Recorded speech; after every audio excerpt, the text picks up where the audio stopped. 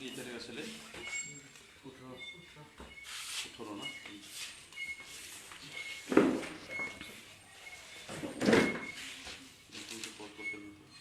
এইখন হেৰি কৰি দিয়াচোন অলপ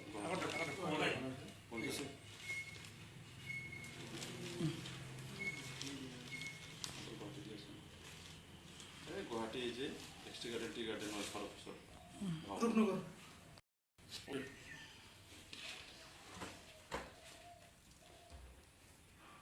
সৰ্বপ্ৰথমে সকলোকে নমস্কাৰ জোহাৰ। আজি আমি সদৌ অসম আদিবাসী ছাত্ৰ সন্থা হৈ পেলাই স্পষ্ট কৰিব খুজি আছোঁ, যিহেতু আমাৰ সদৌ অসম আদিবাসী ছাত্ৰ সন্থাৰ দীৰ্ঘদিনীয়া দাবী আজি আদিবাসীবিলাকৰ স্থিৰীকৰণ কৰাৰ যিটো প্ৰক্ৰিয়া চলি আছে আৰু সেই প্ৰক্ৰিয়াটো আজি সলিউশ্যন পথত আহিব খোজাত আজি আমি সকলোতকৈ যিটো আমি দুখ পাই আছোঁ সেইটো হ'ল চবতকৈ ডাঙৰ কথা, পল্লৱ লোচন দাস বিজেপিৰ MP, আমাৰ সঞ্জয় কিষাণ তেৰাছ গোৱালা তেখেতসকলে আজি ৰুলিং গভৰ্ণমেণ্টৰ মিনিষ্টাৰ আমাৰ সঞ্জয় কিষাণ দা লগতে আৰ্টছাৰ কিছুমান সদস্য তথা সেইদিনা 9 তাৰিখ গ্ৰুপ অফ মিনিষ্টাৰৰ টকত যিটো পল্লৱ লোচন আমাৰ পৱন বিদ্যাই আৰ্টছাৰ সম্পাদকে যিটো কথা দাঙি ধৰিছিল তাক আমি ইমান ইম্পৰ্টেঞ্চ দিয়া নাছিলোঁ, কিন্তু তেখেতসকলে আজি বাৰে বাৰে এটা কথা বাৰে বাৰে তেখেতসকলৰ যিটো এক্টিভিটিছ দেখা পাই পেলাই আমি আজি সদৌ অসম আদিবাসী ছাত্ৰ সন্থাই আমি দুখ পাইছোঁ। যিহেতু আমি ভাবি আছিলোঁ আৰ্টছা এটা জাতীয় সংগঠন বুলি আমি ভাবি আছিলোঁ আৰু সেই হিচাপত তেখেতসকলক জাতীয় সংগঠন হিচাপত আমি মান সন্মান কৰি আছিলোঁ আৰু তেখেতসকলৰ ওপৰত আমাৰ আশাও আছিল যে তেখেতসকলে এটা জাতীয় সংগঠন হিচাপত জাতিৰ কাৰণে কাম কৰিব বা কৰি আছে বুলি আমি ভাবি আছিলোঁ, কিন্তু তেখেতসকলৰ যিটো আমি কাৰ্যকাৰী বা যিটো ষ্টেপবিলাক চাই আছোঁ আমি অলপ দুখ পাইছোঁ। আজি আমি সদৌ অসম আদিবাসী ছাত্ৰ সন্থা আমি জাতীয় সংগঠন হয়, জাতিৰ কাৰণে যিকোনো কম্প্ৰমাইজত আমি কৰিব পাৰোঁ। আমি জাতিক লৈ পেলাই আমি হয় সেইটোক লৈ পেলাই আমি কোনোদিন কাৰো লগত কম্প্ৰমাইজ নকৰোঁ, এইটো আমাৰ একদম স্পষ্ট কথা। আৰু স্পেচিয়েলি আমি যিটো আদিবাসী সংগঠনৰ হয় সেইকাৰণে আদিবাসীৰ ইছ্যুত লৈ পেলাই আমি সদায় আগবাঢ়ি যাওঁ। কিন্তু সেইদিনা 9 তাৰিখৰ যিটো ষ্টেটমেণ্ট পৱন বিদ্যা দিলে যে তাত কৈছে যে 36 জনগোষ্ঠীক ST দিয়াটো আমি সমৰ্থন নকৰোঁ। আমি তেখেতক আজি কুৱেশ্যন কৰিব খোজোঁ এই 36 জনগোষ্ঠীক আপুনি লিষ্ট কৰিছিল নেকি না কোনোবা জনগোষ্ঠী লিষ্ট কৰিছিল নেকি? এইটোতো চৰকাৰে কৰিছিল না। সেই সময়ত কংগ্ৰেছ চৰকাৰৰ নেতৃত্বত এইবিলাক এক্সপাৰ্ট কমিটিৰ দ্বাৰাই সেইবিলাক চিলেকশ্যন কৰা হৈছিল। তেতিয়া তেখেতসকলে কিয় মনে মনে আছিল? তেতিয়াতো তেখেতসকলে ক'ব লাগিছিল, তেতিয়া একো নক'লে মনে মনে থাকিল। আজি কোনো আশাই হওক বা আদিবাসী সংগঠনে কোনোদিন 36 জনগোষ্ঠীক ST দিব বুলি আমি কোৱা নাই, কিন্তু ভাৰতৰ সংবিধানৰ মতে যিমান গোষ্ঠী আছে ইয়াত ST পাবৰ কাৰণে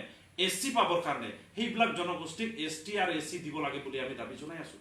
আৰু এইটোৱেই আমাৰ আদিবাসীৰ দাবীটো আদিবাসী সেৱা সমিতি আদিবাসী কাউন্সিলৰ থ্ৰুৰ পৰাই 1955ৰ পৰাই আমাৰ আন্দোলন চলি আছে যে আদিবাসী যিটো অসমত থকা আদিবাসীও ST হয় সেই এৰিয়া ৰেষ্ট্ৰিকশ্যন কৰাটো উঠাই দিব লাগে বুলি তেতিয়াৰ পৰা আমি কৈ আহি আছোঁ। আৰু ঠিক তেনেকৈ 96ত আমাৰ আশাৰ জন্ম হ'ল, তেতিয়াও আমাৰ আশাৰ চাৰ্টাৰত ডিমাণ্ড হ'ল আদিবাসীবিলাকক ST কৰণ কৰিব লাগে, যিটো নেকি আইডেণ্টিটি হয়, য'ত নেকি আমাৰ আইডেণ্টিটি ক্লিয়াৰেঞ্চ হয়, আমি কি জাতি হয়, আমাৰ কালচাৰ কি হয়, হিষ্ট্ৰী কি হয়, আমাৰ মাটিৰ কি অধিকাৰ, সেই থ্ৰু দি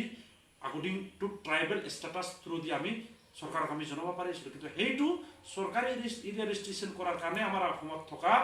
আদিবাসী তথা ওৰাং মুণ্ডা চান্তাল খাৰিয়াবিলাকে ST পৰা বঞ্চিত হৈ আছে। কিন্তু আজি দীৰ্ঘদিনীয়া যিটো ইছ্যুক আজি বিজেপি চৰকাৰৰ নেতৃত্বত যিটো সলিউশ্যনত আনিব খোজা, আজি পল্লৱ লোচন দাস যিটো MP হয় আমাৰ এতিয়া বৰ্তমান প্ৰাক্তন কেবিনেট মিনিষ্টাৰ আৰু ঠিক তেনেকৈ এতিয়া running cabinet minister Sanjay Kishan তেখেতসকলে যোৱাকালিৰ মিটিঙত আৰ্টছাই আহ্বান কৰা মিটিঙত তেখেতসকলে এটা ৰুলিং গভৰ্ণমেণ্টৰ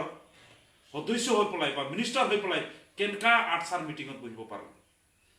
এইখিনি বস্তুত আমি এটা বস্তু গম পাই আছোঁ, আজি আৰ্টছাই মিটিংটো আহ্বান কৰা নাছিলে,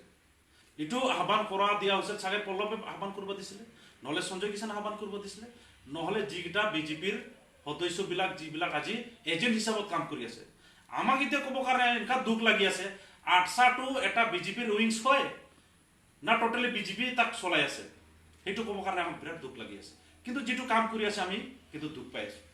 আৰ্টছাই দাবী জনোৱা কোনো কথা নাই, আটচাই জাতীয় সংগঠন হৈ পেলাই দাবী জনাওক, STৰ কাৰণে দাবী জনাওক, তাত আমিও সমৰ্থন কৰোঁ, দিয়ক। কিন্তু যি আদিবাসীৰ সমস্যা সলিউশ্যনত আহিব খুজি আছে, সমস্যা সমাধানত আহিব খুজি আছে, তাক বাধা কৰাৰ কিন্তু আমি দুখ পাইছোঁ, এইটো কিন্তু আমি কেতিয়াও মানি ল'ব নোৱাৰোঁ। যেহেতু তেখেতসকলে জাতীয় সংগঠন হয় হিচাপত তেখেতসকলে আমাক ৱেলকামহে কৰিব লাগিছিল। তেখেতসকলে যিটো প্ৰাপ্য প্ৰদান কৰি আছে তাক ৱেলকামহে কৰিব লাগিছিল। সেইটো ৱেলকাম কৰি পেলাই যিকেইটা পোৱা নাই তেখেতসকলৰ কাৰণে একেলগত মিলি চৰকাৰক আলোচনা কৰি পেলাই তেখেতসকলক এচি দিব পৰা যাব, এচি দিয়াব পৰা যাব বা যি দিয়াব পৰা যায় সেইটোহে আলোচনা কৰিব লাগে। তাত আৰু মানে 36 বা 37ৰ কথা আহি নপৰে। আমিতো এতিয়াও কৈ আছোঁ 36, 37 এইবিলাক আমি নম্বৰ আমি ক'ব নোৱাৰোঁ বা ক'ব নোখোজোঁ। কিন্তু according to RGI, according to schedule act 1950 হিচাপত ভলিউম 1 ভলিউম 2 হিচাপত যিকেইটা জনগোষ্ঠী চাব ট্ৰাইবে ST পায় সেইটো ST পাবই লাগে, সেইটো দিবই লাগে। সেইটোৰ কাৰণে চৰকাৰে যি জনগোষ্ঠীক যিকেইটা জনগোষ্ঠীক ST দিব খুজি আছে বিজেপি চৰকাৰক তাক আমি সদায় ৱেলকাম জনাম, সদায় ST হোৱাটো আমি বিচাৰোঁ। ঠিক তেনেকেই আজি যিটো আটচাই ৱেলকামে কৰিব লাগিছে, কিন্তু তাত দেখা পালে কেইটামান জনগোষ্ঠীক লৈ পেলাই মিটিং কৰিবলৈ কি বোলে, কিন্তু বৃহত্তৰ জনগোষ্ঠীত আৰুতো সংগঠন আছে, তেহঁতসকলক কিয় চাইড কৰি ৰাখিছে? তেতিয়াহ'লে আমিও তেনেকৈ কাম কৰিব পাৰোঁ। বহুত চাব ট্ৰাইবক মিটিং মাটাং কৰি পেলাই আমি এটা ফৰ্মালিটি দেখাই পেলাই আমি দাবী জনাব পাৰোঁ, কিন্তু আমি কিয় কৰা নাই? যিটো ভাল হৈ আছে ভাল হ'ব লাগে, ভাল হোৱাটো সদায় ৱেলকাম কৰিব লাগে। কিন্তু সেইটো নকৰি পেলাই তাত প্ৰতিক্ৰিয়া কিবা কৰা বা কিবা খেলি মেলি কৰা এইটো কিয় হৈ আছে? আজি পল্লৱ লোচন দাসক আমি কুৱেশ্যন কৰিব খোজোঁ। তেখেততো সাংসদ হয়, তেখেততো MP হয়, ৰানিং MP হয়। তেখেতে এজন ৰুলিং গভৰ্ণমেণ্টৰ সদস্য হৈ পেলাই তেখেতে আটচাৰ মিটিঙত বহি পেলাই কেনেকা মিটিং কৰিব পাৰিলে? কেনেকা মিটিং কৰিব? আৰু তেখেতসকলে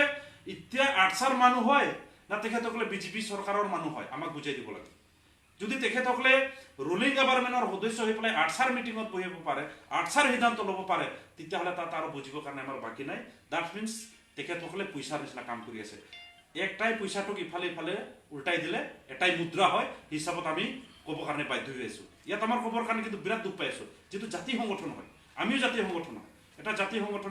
সংগঠনৰ কথা কোৱাটো অলপ বেয়া লাগে। কিন্তু যিটো জাতিৰ সমস্যাৰ কথা হৈ আছে তাততো আমি ক'বই লাগিব। তেখেতসকলৰ আজি পল্লৱ লোচন দাসৰ নিচিনা MPৰ খেলি মেলিৰ ক্ষেত্ৰত, সঞ্জয় কিষাণৰ নিচিনা কেবিনেট মিনিষ্টাৰৰ ক্ষেত্ৰত যদি এই খেলি মেলি হোৱাৰ কাৰণে যদি আদিবাসীৰ যদি এইবাৰ ST নহয়, তেতিয়াহ'লে তাৰ দায়ী পল্লৱ লোচন দাস হ'ব, তাৰ দায়ী হ'ব সঞ্জয় কিষাণ হ'ব, তাৰ দায়ী হ'ব তেৰাছ গোৱালা হ'ব, তাৰ দায়ী হ'ব আমাৰ কেবিনেট চেন্ট্ৰেল মিনিষ্টাৰ আমাৰ ৰামেশ্বৰ তেলী হ'ব। কাৰণ তেখেতৰ টাইমত যদি এই জনগোষ্ঠী ইমান দিন ধৰি আমাৰ আইডেণ্টিটি খতম হৈ গৈছে, কালচাৰ খতম হৈ গৈছে, হিষ্ট্ৰী বৰবাদ হৈছে, তাক যদি আজি বিজেপি চৰকাৰে যদি দিবৰ কাৰণে আহি পৰিছে, তাতে তেখেতসকলে লিডহে ল'ব লাগে। কিন্তু তেখেতসকলে কোনোদিন লিড নলয়, উল্টা সদসম আদিবাসী ছাত্ৰ সন্থা বা আদিবাসী গ্ৰুপটোক সদায় ছাইড কৰি ৰাখে। আজি তেখেতসকলে যদি আটচাক লৈ পেলাই মিটিং কৰিব পাৰে, আমাক লৈ পেলাই কিয় মিটিং কৰিব নোৱাৰে? পল্লৱ লোচন দাস এতিয়া কওকচোন, আশাক লৈ পেলাই এটা মান মিটিং কৰিছে নেকি? মিটিং কৰিব দৰকাৰ নাই আমাৰ লগত, কিন্তু আমাৰ লগততো আলোচনাটো কৰিব পাৰে। কিন্তু আটচাৰ লগততো অফিচিয়েলি মিটিং কৰিছে, ফৰ্মালিটিলি মিটিং কৰিছে, তাতকৈ বুজিব লাগে কি বাকী আছে? দ্যাট মিনছ কালি যদি ওৰাং মুণ্ডা চান্তাল খাৰিয়াৰ ST নহয়, তেতিয়াহ'লে আমি ক'ব কাৰণে বাধ্য হ'ম আমাৰ ST নকৰাৰ কাৰণে তেখেতসকলে এই খেলি মেলি কৰালে বুলি, ষড়যন্ত্ৰ কৰালে বুলি আমি পল্লৱক দায় ধৰিম, সঞ্জয় কিষাণক দায় ধৰিম, তেৰাছ গোৱালাক দায় ধৰিম। কাৰণ তেখেতসকলৰ এই খেলি মেলিৰ কাৰণে আমাৰ ST নহ'ল বুলি আমি ক'ব কাৰণে বাধ্য হ'ম। কিন্তু আজি চাওক, সৌদিনাই কুজৰাজ মুক্সি হওক, আমাৰ মৰাণ মটক হওক, তেখেতসকলক অট'নমাছ কাউন্সিল দিলে। তেখেতসকলেতো ৰুলিং গভৰ্ণমেণ্টৰ মানুহ হৈ পেলাই কেনেকৈ গম নাপালে, কেনেকৈ একো নক'লে? সেইবিলাক কথা আমাক কিয় নজনালে? তেখেতসকলেতো ৰুলিং গভৰ্ণমেণ্টৰ মানুহ হয়, এটা বিশিষ্ট ইম্পৰ্টেঞ্চ মানুহ হয় বিজেপি চৰকাৰৰ। তেখেতসকলে যদি মৰাণ মটক ST দিয়াৰ কাৰণে ভাল পালে, তো আমাৰোতো আদিবাসীবিলাকক অট'নমাছ কমচে কম কাউন্সিলটো দিয়াৰ কাৰণে ব্যৱস্থা কৰিব লাগিছিলে, বা সেইখিনি কামটো ইটো কৰিলে যে কামটো হ'ব বুলিতো ক'ব লাগিছিলে। কিন্তু STটো দিয়াৰ ক্ষেত্ৰত তেখেতসকলে কিয় ইমান লিডিং পাৰ্ট লৈ পেলাই আটচাক লৈ পেলাই কাম কৰি আছে? আমি অবভিয়াছলি আমি এইটো নেগেটিভ চেন্সে ধৰিম। কাৰণ তেখেতসকলে আটচাৰ লগত বহিব পাৰে, আমাৰ লগত কিয় কাৰণে আলোচনা কৰিব নোৱাৰে? নন অফিচিয়েলিতো আলোচনা কৰিব পাৰে না, আছে ব্ৰাদাৰ, আছে ককাই ভাই হিচাপততো বহিব পাৰে না। তেখেতসকলে আমাক দুশ্মন বুলি ভাবি লৈছে নেকি? আমিতো কোনোদিন দুশ্মন বুলি ভাবা নাই। পল্লৱক সঁচাকৈ আমি বিশ্বাস কৰি আছিলোঁ যে তেখেতে সঁচাই এজন সংগঠন কৰি অহা মানুহ, আমাৰ দুখ বেদনা বুজি পাব বুলি আমি ভাবি আছোঁ। কাৰণ তেখেতসকলে সংগঠন কৰি গৈছিল এসময়ত আমি ভাবি আছিলোঁ তেখেতসকলক আমি ইমান বুজাব নালাগিব জাতিৰ কথা কাৰণ তেখেতসকলে এই গ্ৰাউণ্ডৰ পৰা যোৱা মানুহ হয় সোনকালে বুজি পাব আৰু এই ৰুলিং গভৰ্ণমেণ্টৰ পাৱাৰফুল এজন সদস্য হৈ পেলাই সেইবিলাক পুটাক কৰিব বুলি ভাবিছিলোঁ কিন্তু চাওক কেবিনেট বৈঠকি কিমান পাৰ হৈ গ'ল এটা বস্তু পুটাপ কৰা নাই জাতীয় সমস্যা এটাও যদি পুটাপ কৰা দেখা পাইছে যদি আপোনালোকে কওক আমিতো সদায় ফলো কৰোঁ এটাও দেখা নাই এছটিৰ কথা একদিনো কোৱা নাই মাটিৰ ম্যাদিৰ পাতা একদিনো কোৱা নাই তেতিয়াহ'লে কি কাম কৰি আছে আৰু যিটো বিজেপি চৰকাৰে ৩,০০০ ৪,০০০ ৫,০০০ টকা এইবিলাক কি হয় এইবিলাক টুপছ হয় না নহয় কওক ৩,০০০ দি পেলাই আমাৰ জাতি বাচিব নেকি কওক যদি বাচি যায় আপোনালোকে আমাক লিখি দিয়ক ৩,০০০ টকা দি পেলাই ৭,০০০ টকা দি পেলাই আমাৰ ওৰাং মুণ্ডা চান্তাল খাৰিয়াক যদি বচাব পাৰে লিখি দিয়ক আপোনালোকে কি ভাবিছে আমি কিন্তু ডাইৰেক্ট ভাবিছোঁ এইটো ভোটাৰ বেংক বনাব ধান্দা তাৰমানে এইবিলাকক বেছি পইচা নালাগে আৰু পইচা হিচাপ কৰিব নাজানে এইটোৰ কাৰণে ৭,০০০ দি আছে সেইটো ভাবিছে ইমান মানে আমাৰ জাতিক ইমান নিজত থ'ব খুজি আছে দাদা আপোনালোকৰ যোনটো তেওঁলোকে ষ্টেটমেণ্ট দিছে যে আচ্ছাই যে আমি মানি নলওঁ 36 চাব কমিউনিটিক এছ টি দিয়াটো আপোনালোকৰ টোটেল কিমানটা কমিউনিটি আছে বা বস্তুখিনি আপুনি আমি স্পষ্ট কৰি ক'ব নেকি অসমত থকা মানুহ বা ভাৰত থকা মানুহে পুৰণা মানুহ এইবিলাকে হয় আদিবাসী আদিম যুগৰ মানুহ হিচাপত আকৰ্ডিং to RGI according two 1950 schedule এক মতে আমাৰ দাবীৰ মতে নহয় সেই ভাৰতৰ সংবিধানক সন্মান কৰি তাৰ মতে যিকেইটাক ST পাব লাগে যিকেইটাক SC পাব লাগে সেইবিলাক সন্মান সহকাৰে প্ৰদান কৰিব লাগে সেইটোৱে কৈ আছো জবৰদস্তি কোনোবা কলা মানুহ বগা বনাবৰ কাৰণে আমি কোৱা নাই কোনোবা বাংলাদেশী মানুহ ভাৰতীয় মানুহ বনাওক বুলি আমি ক'ব খোজা নাই আমাৰ এইটো অধিকাৰ নাই আমি ভাৰতৰ সংবিধানত থাকি পেলাই সন্মান জনাই পেলাই আমি কৈ আছো 36 37 এইটো আমি ক'ব নোৱাৰো কিন্তু ভাৰতৰ সংবিধানৰ সন্মানৰ হিচাপত ভাৰতৰ যিটো আৰ্টিকেলৰ হিচাপত যিকেইটা পাব লাগে ST সিহঁতক দিবই লাগে বুলি কৈ আছো যাতে কোনো বাদ নপৰে সেইটোৱে আমি কৈ আছো কিন্তু তেখেতসকলে কিয় ক'ব 36ক দিব নালাগে বা দিব লাগে আপোনাৰ সাব কমিউনিটি কিমান আছে টোটেল অনুমানিক আমাৰ সাব কমিউনিটি হিচাপত আমাৰ আকৰ্ডিং টু আদিবাসী হিচাপত আমি একজেক্ট নাম্বাৰ আমি ক'ব কাৰণে ইয়াত দুখ পাওঁ সেইটোৰ কাৰণে আজি আপুনিও আদিবাসী আদিম যুগৰ মানে আদিবাসী কিন্তু according to act according to volume 1 volume 2 1950 schedule এক হিচাপত সেইটো ভাৰতৰ সংবিধানে হিচাপ কৰি দিব 100টা না 200টা না 36টা না 20টা আৰু সেই হিচাপত সেই 36টো একটা এক্সপাৰ্ট কমিটিহে সিলেকশন কৰিছে না তাতো আমাৰ আশাৰ একো ভূমিকা নাই আমিতো দাবী কৰা মানুহ আমি দাবী কৰি দিছো যে জিনিয়ন হিচাপত যিকেইটা পাব লাগে দিয়ক সন্মান সহকাৰে ঠিক তেনেকৈ আজি পৃথিৱী মাঝিয়ে বহিছে তাত পৃথিৱী মাঝিয়ে কেবিনেট মিনিষ্টাৰ থকা সময়ত তাহাঁতৰ চৰকাৰ থকা সময়তে এইবিলাক হ'ল আজি কি ক'ব খুজি আছে 107টাৰ কথা 112টাৰ কথা আমিতো কৈ আছো ভাৰতৰ সংবিধানৰ মতে 200টা যদি পাব লাগে 200টা পাওক কিন্তু সংবিধানৰ মতে সন্মান সহকাৰে কিন্তু কেবিনেট মিনিষ্টাৰ থাকাৰ পেছতো পৃথিৱী মাঝি একোই কৰিব নোৱাৰিলে আৰু আজি তেখেতে আহি পেলাই কি কৰিব খুজি আছে যিটো হ'ব খুজি আছে তাকো কি বাধা কৰিব কাৰণে আহি আছে নেকি গতিকে এনেকা টাইপৰ বাধা কৰা মিনিষ্টাৰ প্ৰাক্তন মিনিষ্টাৰ ৰানিং মিনিষ্টাৰক আমি কেতিয়াও কিন্তু কম্প্ৰমাইজ কৰিব নোৱাৰো সদৌ অসম আদিবাসী ছাত্ৰসন্থা স্পষ্ট কৰি দিছে তেখেতসকলৰ ক্ষেত্ৰত যদি আমাৰ STটো যদি আমি নাপাওঁ আমাৰ STটোৰ পৰা যদি আমি বঞ্চিত হৈ যাওঁ তেতিয়াহ'লে STৰ বা আদিবাসীৰ বিৰোধিতা কাম কৰি আছে বুলি সেই নেতাকেইটাক আমি ক'ব কাৰণে আমি বাধ্য হৈ যাম গতিকে আজি বিজেপি চৰকাৰক আমি হুকিয়াই দিব খুজি আছো এই নিচিনা তেখেতসকলৰ কথা বিজেপি চৰকাৰে যাতে শুনি পেলাই